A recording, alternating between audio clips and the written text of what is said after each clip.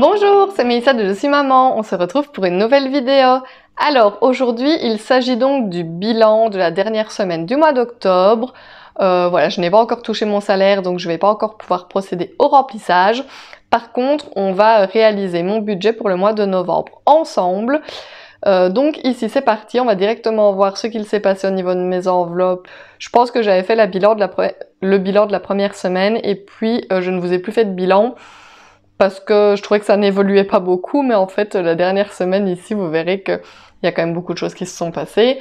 Donc du coup voilà, donc c'est le bilan donc du mois, plus on va réaliser mon budget pour le mois de novembre. C'est parti!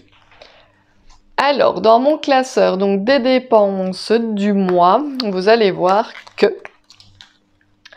j'avais dit que je voulais faire des économies en alimentation, essayer de manger le fond du congélateur, des armoires, du frigo, etc. C'est ce qu'on a fait, mais j'ai quand même usé tout le budget. Alors, je ne sais pas trop... Enfin, si, je sais expliquer, voilà, j'ai été chez OK, chez Lidl, chez DS, mais en fait, je n'ai pas vraiment fait des grosses courses comme je fais tous les mois. Je n'ai pas été faire des grosses courses, mais j'ai acheté un peu plic-ploc de temps en temps, un pain, tchic-tchac. En fait, je pense que c'est ça qui a fait en sorte que j'use la même chose que d'habitude, parce que généralement, je me contente d'aller une grosse fois au magasin pour plus ou moins tout, et il me suffit de racheter du pain ou un peu de charcuterie. Tandis que ici, quand j'y allais avec ma fille, elle voulait que je lui rachète des petites compotes ou des yaourts, un pain un peu plus spécial, etc. Donc du coup, voilà, ça usait un peu plus. Plutôt que d'acheter tous mes jus d'orange en début de mois, j'en ai acheté plic-ploc de temps en temps un comme ça. Et je pense que voilà, le fait donc de se rendre plus souvent au magasin, ça fait dépenser plus au final que d'y aller qu'une seule grosse fois. Bon, il faut dire aussi que ce n'était pas vraiment prévu. J'ai réussi jusqu'à hier à conserver 50 € dans mon enveloppe, que j'ai fini par user parce qu'on a décidé d'inviter mes parents et une de mes sœurs pour souper ce soir. On va se faire une fondue. Donc du coup, voilà, ça coûte forcément un peu d'argent, donc j'ai usé les derniers 50 €. Donc en soi, si je n'avais pas invité ma famille pour manger une fondue ce soir, j'aurais réussi à économiser 50 € sur mon enveloppe, ce qui aurait été relativement bien. Mais c'est tout aussi bien de passer des moments en famille, donc voilà. Donc enveloppe alimentation complètement vide. En essence, ça vous le saviez, hein, donc j'avais payé ma facture d'essence, hop, donc enveloppe complètement vide. En santé, dès le 6 du mois, on n'avait plus rien, donc c'est parti également. Le shopping, voilà, tout est parti aussi. On avait été chez Trafic et on avait pris une partie de cette enveloppe pour aller à la Fancy Fair de Lexi. Donc l'enveloppe était totalement vide également.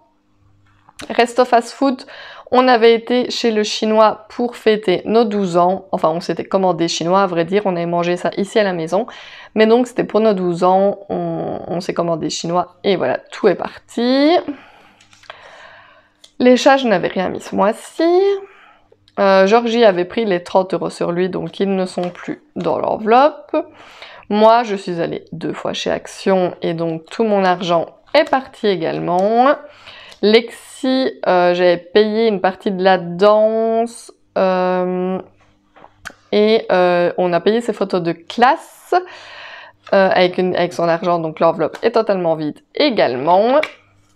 Et dans l'enveloppe d'hiver, une partie est passée aussi pour la Fancy Fair et l'autre partie pour les photos de classe également. Donc l'enveloppe est toute vide. Voilà, que des enveloppes vides, même pas un seul petit euro à placer en épargne. Mais bon, comme je dis toujours, c'est que c'est déjà bien d'avoir réussi à se contenter de l'argent que j'avais placé ici dedans. Bon, voilà, il était quand même grand temps que le mois se termine parce que vu qu'il n'y avait plus rien. Mais voilà, j'ai eu assez et peut-être qu'on ne se serait pas autorisé certaines dépenses si il n'y avait pas eu l'argent dans ces enveloppes. Mais voilà, on a pu faire avec. Donc tout est vide et je ne peux malheureusement rien placer en épargne devant vous. Hop. Pour ce qui s'agit du classeur, des épargnes ou des dépenses à plus long terme, donc dans le mazout, il n'y avait rien. Dans le bois de chauffage, on a placé 240 €. Le bûcheron ne répond plus pour le moment, donc on attend, on est censé aller chercher notre bois, mais on n'a plus de nouvelles du bûcheron pour le moment. Donc les 240 € attendent ici. Dans le fonds de secours, j'ai toujours mes 400 € et ça, vous le savez, c'est ma petite fierté. Santé, il y avait toujours les 5 petits euros qui traînaient ici. Entretien de voiture, il reste 70 €. Ici, il n'y a rien. Les fêtes, on est toujours à 200 €. Anniversaire, il n'y a plus rien. Sortie, on a usé 50 € pour aller sur la foire et du coup, il ne reste que 50 € dans l'enveloppe sortie. Voilà, bon, c'est toujours ça, mais bon, ça diminue. Ici, il n'y a rien. Dans la maison non plus. Jardin extérieur non plus. Les chats ont toujours leurs 80 €. Moi, j'ai toujours 100 € dans mon enveloppe. Lexi et Georgie n'avaient plus rien. Donc de ce côté-ci, il n'y a pas grand-chose qu'à bouger, mis à part l'enveloppe sortie où on a usé 50 €. Il faut dire, je sais pas de votre côté comment ça se passe, mais en tout cas ici en Belgique, les prix sur la foire, c'est tout simplement hallucinant. On était deux, on a usé 70 €. En fait, je dis que j'ai toujours 100 € dans mon enveloppe, mais j'avais 120 et j'ai usé, ce mois-ci en fait, j'ai usé plusieurs fois chez Action. Chez Action ici 20 €, chez Action 20 € et à la foire 20 €. Donc voilà, c'est pour ça que mon enveloppe a diminué et qu'il ne reste que 100. Donc voilà, pour nous deux sur la foire, parce qu'on était allés sans la petite passait une soirée chez son parrain.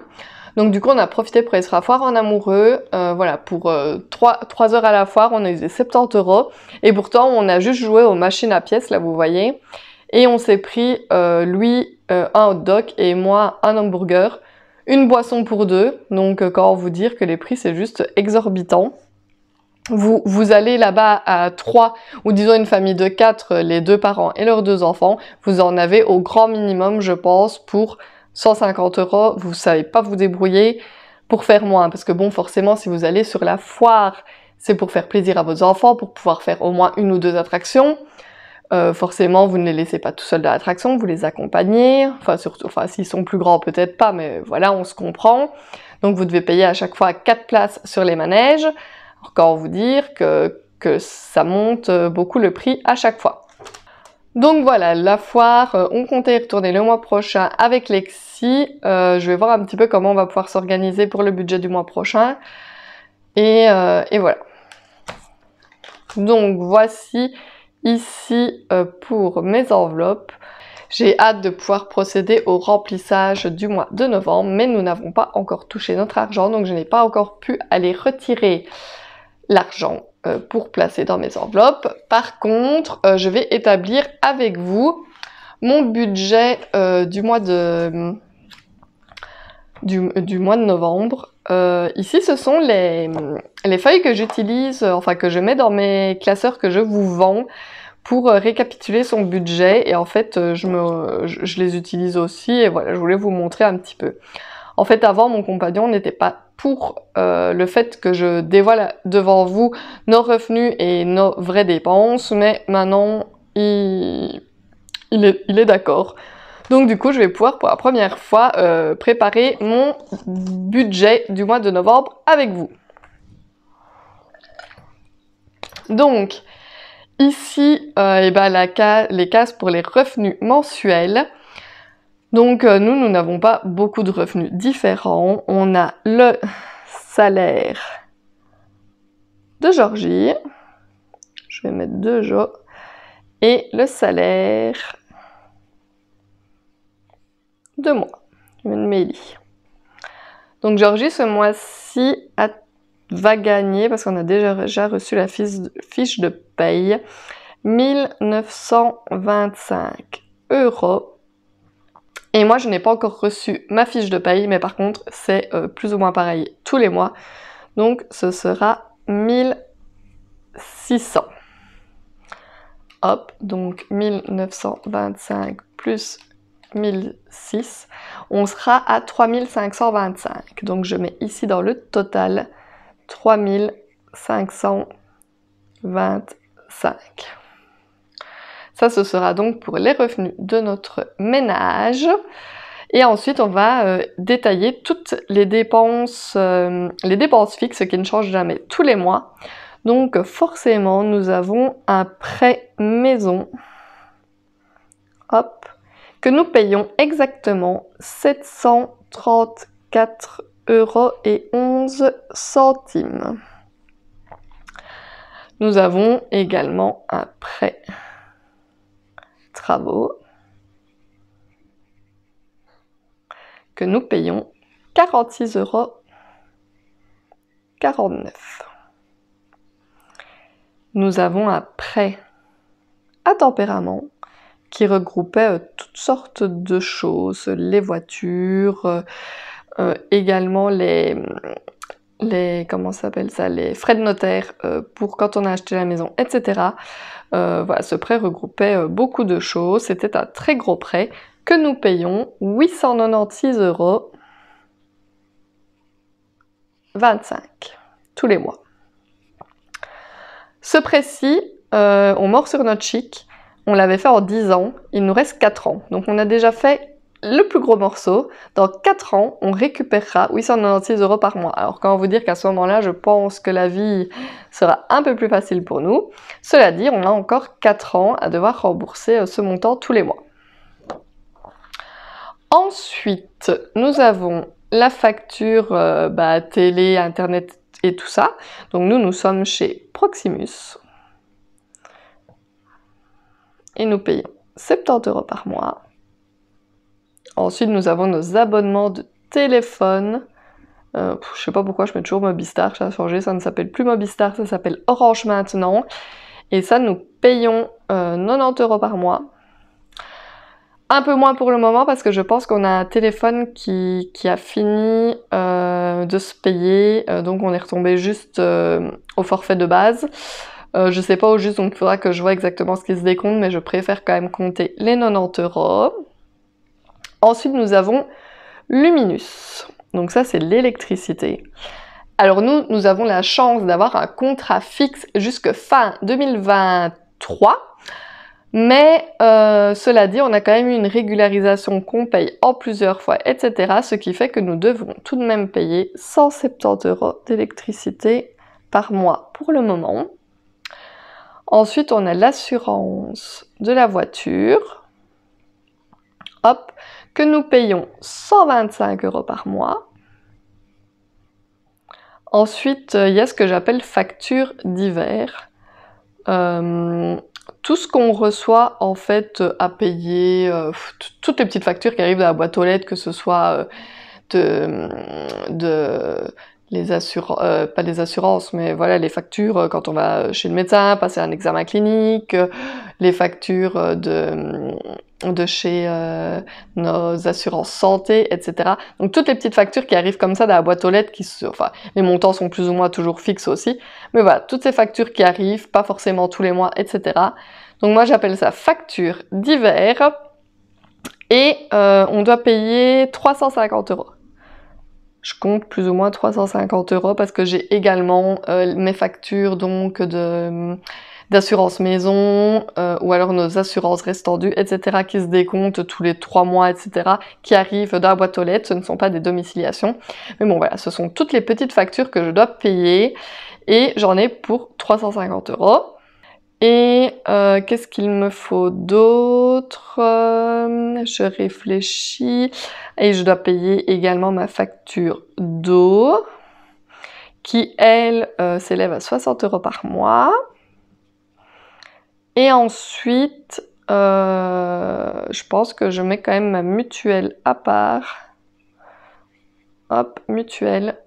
Et je mets 50 € non, 60 € par mois. Voilà. Donc ça, ce sont toutes nos dépenses fixes qui ne changent pas de mois en mois. Voilà, tout ça reste, tous ces montants-là restent sur mon compte pour que tout puisse se décompter. Alors, on va faire le total de tout ça ensemble. Quand j'ai des montants ici, j'arrondis toujours à l'euro supérieur pour ne pas chipoter avec des centimes. Donc ici, on va dire 735 plus 47 plus 897 plus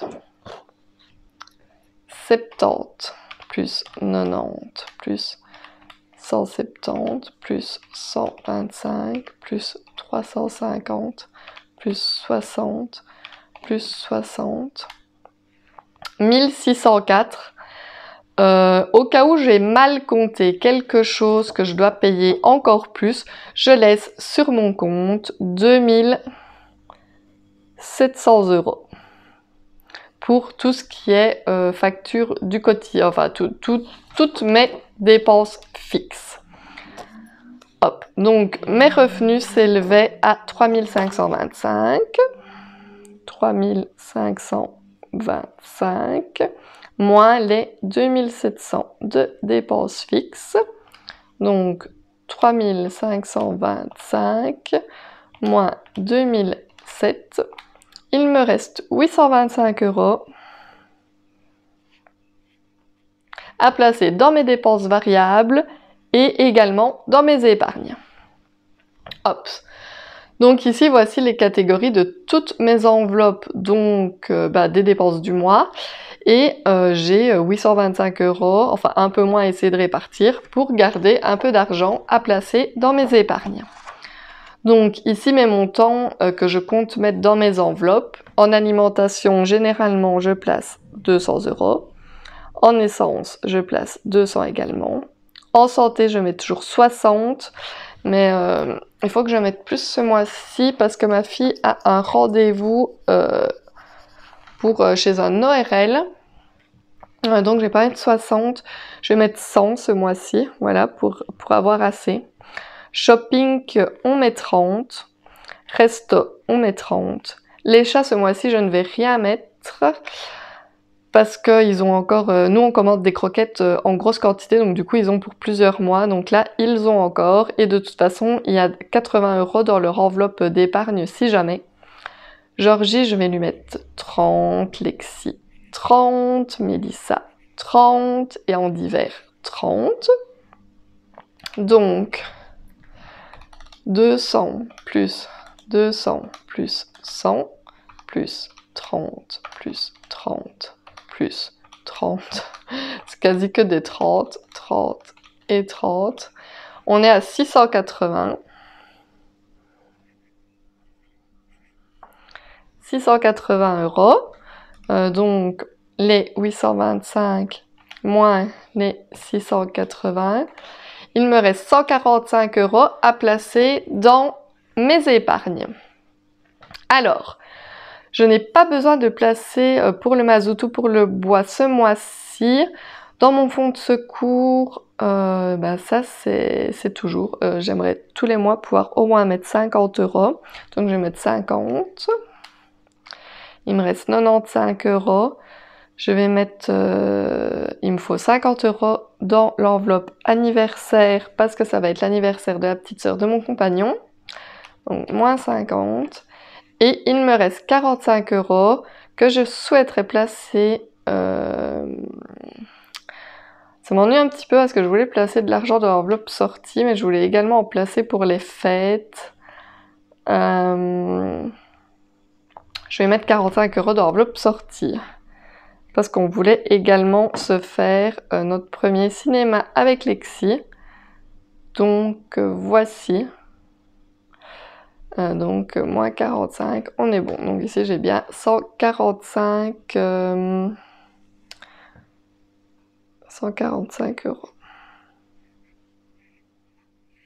Dans les épargnes. Voilà. Je vais pas savoir placer grand chose en épargne, ça m'ennuie un peu. J'aurais vraiment bien voulu placer 50 € dans les fêtes. Voilà. Cela dit, si par miracle je viendrai à toucher un peu plus ce mois-ci, je vais peut-être réussir à les mettre. Vous verrez ça lors du remplissage de mes enveloppes, mais vous voyez comment j'établis mon budget. Donc pour le mois qui va commencer, je trouve mes petites fiches relativement pratiques à utiliser. Voilà. En plus, vous voyez, on peut écrire au feutre et réeffacer tous les mois pour refaire son nouveau bilan. Donc voilà, les revenus, les dépenses fixes. Ensuite, on fait la différence entre les revenus et les dépenses fixes. Et on a donc ce qu'on peut placer dans nos dépenses variables ou nos épargnes. c'est sûr, je sais pas vous, de votre côté, des fois je suis un petit peu démotivée de voir... voilà, on travaille quand même tout notre mois pour au final ne quasi rien savoir faire de notre argent. L'argent est très très vite parti. Après, voilà, on a quand même beaucoup de charges, beaucoup de dépenses. Voilà, on a des gros crédits. Voilà, après comme je vous dis, celui-ci dans 4 ans, il est terminé. Donc comment vous dire qu'avec presque 900 € en plus par mois, je pense qu'à ce moment-là, il y a moyen qu'on vive relativement bien. Cela dit, il faut encore tenir 4 ans comme ceci. Et voici. Mais bon, voilà, on garde le moral, on se dit qu'il y a toujours pire. Il y a des gens voilà, qui n'arrivent même plus à payer leur électricité pour le moment, qui n'arrivent plus même à payer leur essence. Donc voici, voilà. Il faut positiver, il faut se dire que ça va aller mieux. Il y a toujours un moment où ça va aller mieux. Le but quand même est de se dire que tout peut être payé, qu'on a de l'argent pour manger, qu'on a de l'argent un petit peu pour se faire plaisir, etc.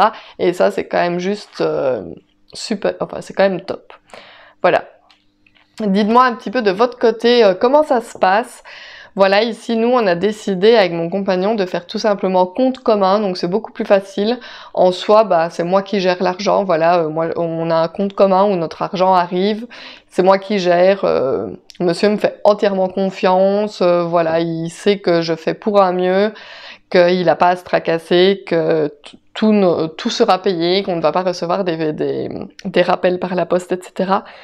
Donc voilà, il fait avec ce qu'on a et il est super content que tout se déroule pour le mieux, parce que depuis franchement qu'on a commencé ce système des enveloppes, c'est beaucoup mieux dans notre vie. Avant, ça ne se passait pas vraiment comme ça. Avant, on galérait un peu. Souvent, on se disait par exemple ici, oh on paiera l'eau le mois prochain, c'est pas grave, oh la facture de Luminus, on l'appellera le mois prochain aussi, c'est pas grave d'avoir 10 jours de retard, etc. Maintenant ça n'arrive plus, tout est payé en temps et en heure, on a notre argent pour nos dépenses du quotidien qui est compté. Et j'ai commencé ce système au mois de février et ces montants nous correspondent. Forcément, si on avait un peu plus, on ne cracherait pas dessus du tout. Mais on sait s'en sortir comme il faut avec ces montants-ci. Donc du coup, voilà, c'est quand même très réconfortant de se dire qu'on a trouvé notre petite routine de dépenses qui marche bien. Et ça, c'est quand même top. Donc si vous n'avez pas encore commencé le système des enveloppes ou si vous ne réalisez pas votre budget comme ceci, je vous invite à le faire. Voilà, donc budget des enveloppes, ça s'appelle aussi budget base 0, parce que de notre montant total, au final, il nous reste donc 0. Une fois qu'on a tout dispatché notre argent, il reste 0 à la fin, et ça c'est le but donc de ce budget. J'espère que ça vous aura plu de réaliser avec moi mon budget pour le mois de novembre. Moi, ça me réconforte vraiment, voilà, que avant que le mois commence, savoir qu'on aura assez pour tout payer. Voilà, c'est très réconfortant. Ce n'est plus un poids sur la conscience de se dire vais-je réussir à tout payer, etc. Voilà, ici je sais que pour toutes nos dépenses du mois de novembre, il n'y aura pas de souci. Tout est budgétisé et on saura tout payer. Donc ça, c'est quand même juste super. N'hésitez pas à me laisser des petits commentaires pour me dire de votre côté comment ça se passe, si vous avez réussi à faire des économies sur ce mois d'octobre, ou si au contraire c'était un peu la catastrophe comme moi. Avant de vous quitter, je vais juste vous montrer le classeur que j'ai réalisé pour une personne qui me l'a commandé. Je trouvais juste trop beau. Alors déjà la couverture avec les petites paillettes comme ceci, les petits sequins, etc. Je trouve ça trop beau. Ensuite, voilà les petites catégories avec les petites enveloppes. Tout en douceur, tout doux, tout... Bah, je le trouve vraiment... Je sais pas si je suis très objective vu que c'est moi qui l'ai fait, mais honnêtement... Je suis vraiment fan de ce classeur. Et je le trouve, il y a tellement de douceur que voilà, moi j'adhère totalement. C'est donc un classeur format A6 à 6, à 6. Et je le vends donc au prix de 30 € plus frais de port. Hop, et ça c'est une enveloppe avec la pochette pour un autre classeur qu'elle m'avait déjà commandé, qui lui manquait donc une catégorie. Et donc je l'ai rajouté à la fin ici pour tout lui envoyer d'un coup.